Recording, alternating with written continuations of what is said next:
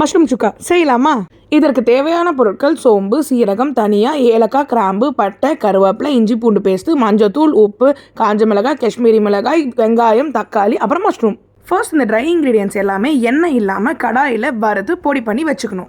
நான் இன்னைக்கு மஷ்ரூம் சுக்காக்கு கேடிவி ட்ரூ வேல்யூ கிரவுண்ட்நட் ஆயிலை யூஸ் பண்ணுறேன். KTV true value groundnut oil பாரம்பரியமான சுவையான மனம் நிறைந்த கடலெண்ணெய். புதிய அறிமுகம் இது பியூர் நேச்சுரல் அண்ட் நம்ம பாட்டிங்கெல்லாம் எப்படி செய்வாங்களோ அதே முறையில் தான் செய்கிறாங்க. அண்ட் இவங்களை இன்ஸ்டாகிராமில் ஃபாலோ பண்ணுங்கள். எல்லா இன்க்ரீடியன்ஸும் நல்லா சாட்டே ஆன பிறகு நம்ம அரைச்சி வச்சிருந்த பொடியை மேலே தூவி நல்லா மிக்ஸ் பண்ணணும்.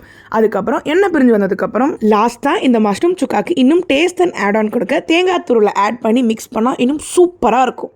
ஸோ என்னோட மஷ்ரூம் சுக்காவை நான் கேடிவி ட்ரூ வேல்யூ கிரவுண்ட்நட் ஆயிலோட சூப்பராக செஞ்சுட்டேன். அண்ட் இப்போ சர்வ் பண்ணுற டைம் டேஸ்ட் சூப்பராக இருந்துச்சு. அண்ட் என்னோட ஃபேமிலிக்கு ரொம்ப ரொம்ப ரொம்ப பிடிச்சிருந்துச்சு.